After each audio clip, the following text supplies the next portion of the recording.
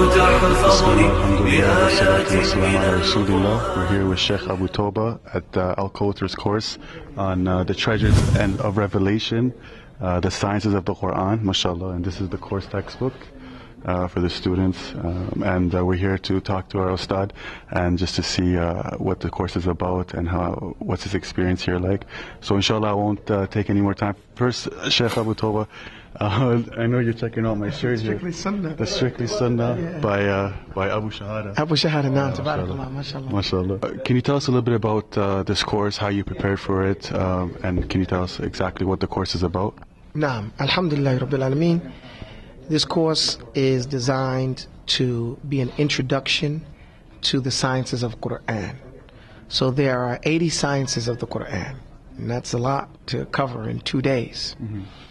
But more than that, it's a roadmap to teach the students who come to the Al-Kauthar students the path to acquiring knowledge. And the top knowledge, of course, is knowledge of the Kitab Allah, the Book of Allah, the Quran. What did I do to prepare for this? There's a book called Al-Itqan fi Ulum al-Quran. This is called the perfection or the meticulous study of the sciences of the Quran, and I studied this book with Sheikh Muhammad Al-Faruq Al-Misri. He's an Egyptian scholar, and he gave me permission to teach it. And so I read each one of these 80 sciences and see what was just a little bit about them, what their science is about. And what I'm going to do here is just explain likewise what each science, the name of it is, what that means, and how one should go about studying that science. And if there are some known modern books that will help someone in that science, I'm going to point to those books so the person can do it. 80 sciences take you a lifetime to study, but covering it in 2 days just to let you know what those sciences about is what we can do, the minimum we can do. So now, is this just a quick question about Al-Kauthar? Is this your first time teaching in Al-Kauthar? Mm-hmm. I'm not sure about your history with Al-Kauthar. Can you tell us a little bit about your history with Al-Kauthar and how you got involved with Al-Kauthar and how has it been so far? Alhamdulillah Rabbil Alameen. Everything has a story. This is not my first time teaching with Al-Kauthar. One thing, I teach all over the place. Well, alhamdulillah. And they sent a good friend of mine, a colleague, Kamal Mekki.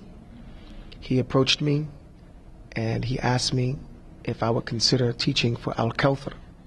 And because he's a beloved person and I like him a lot, everything, I could not, and he approached me really nice. He's a real smooth operator. You watch out. Kamal Mekki, he's really, barakallah fihi. I liked the idea as soon as he mentioned it to me. Mm-hmm. I wasn't involved in teaching in these types of forums. I didn't believe in them because I'm a teacher. And teaching takes a long time. Tool is zaman. There's no quick fix, there's no microwaving knowledge. Mm-hmm. Okay. But what I'm doing here, again, introducing it, giving direction, and helping the students get their way, we get that done. Because I know when I go to my teachers and go study with them, I can't stay a long time, so they give me some direction. So with that in mind, I started to teach with them, and I went to England and taught for them over in England. And I've been teaching with some of the instructors at Al-Kauthar, Said, and in different places in Canada. I forget the name of the place. Saskatoon, I was also with them. Yeah. And I didn't know they were in Al-Kauthar. Everybody knew, but I didn't know. So, alhamdulillah, and I made an agreement with them because I don't like people to be taken advantage of. Sometimes these things come together and they become businesses. Mm. And knowledge is not a business, even though there are some business aspects of it that have to be taken into consideration. And old-fashioned, it's all about the relationship.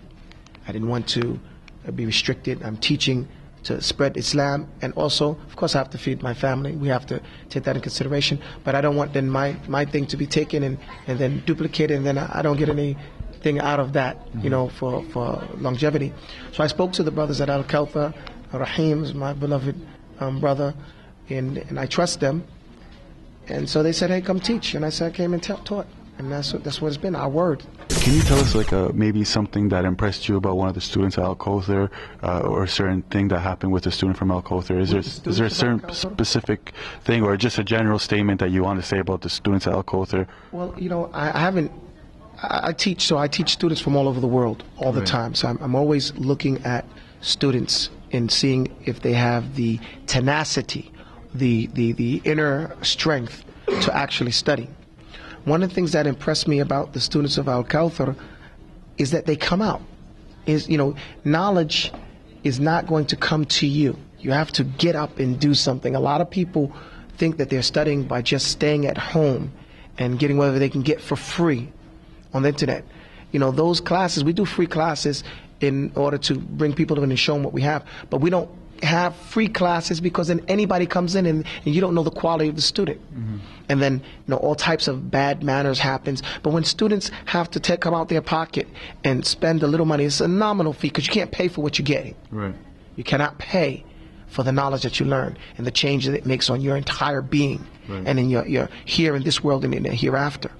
However, what I've noticed, like here, it's snowing in Toronto today, and it's -4 this morning, right? However, this place is packed. It's packed. There's no room. That's the type of mentality that a Talib al-Ilm has when he travels all the way. I didn't learn this in the United States or Canada. I had to go to a couple of countries. I had to go to Mauritania. I had to go to Egypt. I had to travel around. I had to go to Saudi. And those travels with your family and different places like that, and reside there and wait my turn to study and study still. You don't get it easy once you get there. And these guys coming out, that's indicative of the desire to do it the correct way. And here I notice a lot of bright faces, attentiveness. They're taking notes. They're not joking. I gave them a rule. They're listening. So, barakallah fihim. I really enjoy the students, and I hope to give them everything and pass down to them everything that I know, because this is a legacy. And that's what we're passing down, the legacy. So, alhamdulillah rabbil alameen. I know from my different experiences with you, I know that, mashallah, you learned Arabic from Bedouins, and you teach Arabic, and you're involved with different programs that teach Arabic. Can you tell us a little bit about this program and how students who want to learn this Arabic from you or from your organizations can tune in and find online? I have my website. It's called myfix.org. It's MY, I should say, FIKS.org. And I teach in 8 semesters the 13 sciences of Arabic, to empower the student to, once he finishes those 8 semesters, then he can touch in any science he wants to, and he will yatafawwaq, he will be, better, he will shine higher than anybody else in the class, except that they know more Arabic than them. Because it's not just knowing the vocabulary, it's knowing the science and the spirit of the Arabic language. And I also have a women's course. I have a women's law course, a women's only law course. And I want more women to get involved, because we need those who, whoever mobilizes the women wins. And the Muslim Ummah was the strongest when we had women scholars. So I'm promoting the return of the woman scholar. That's on my website as well. And the class, we're running out of seats. The women scholars, the women are responding. What they get out of the school is how to be a muhadditha, a woman scholar of hadith and fiqh and aqidah. I give them these tools, okay? And I give them ijazah and isnad in some of the books of the Prophet ﷺ, books of the Prophet, I shouldn't say that, the books of the Sunan, from the ijazah that I have. And I have ijazah in the 6 books of the Sunan. And so I try to pass it down to the sisters, because they have never been wrong in narrating hadith. So we have to mobilize them again. So I encourage the sisters, come on, and I tell them I only want to teach this course twice. This time I'm teaching this course, and next time I'm going to teach it as a assistant, and the people that took it the first time are going to help teach it, and I won't be doing it a 3rd time. It'll be the women doing it after that. But I am passing down, narrating the narrations of the Prophet ﷺ, word for word, each one of them, to the ladies, inshallah, with the isnad and ijazah, inshallah. But Abu Taubah, Jazakumullah khair for your time. Alhamdulillah, it's really good seeing you, inshallah. Jazakumullah khair. Inshallah, we're going to get Abu Taubah if he okays it, if he says it's okay, inshallah. We'd like to have Abu Taubah submit tafsir every month and on Ummah Times, so make sure you check out for it. And inshallah, whatever interviews or events that we see him, we're definitely going to pull him aside and talk to him in the future, so make sure you look out for it. Jazakumullah khair. Thank you very much.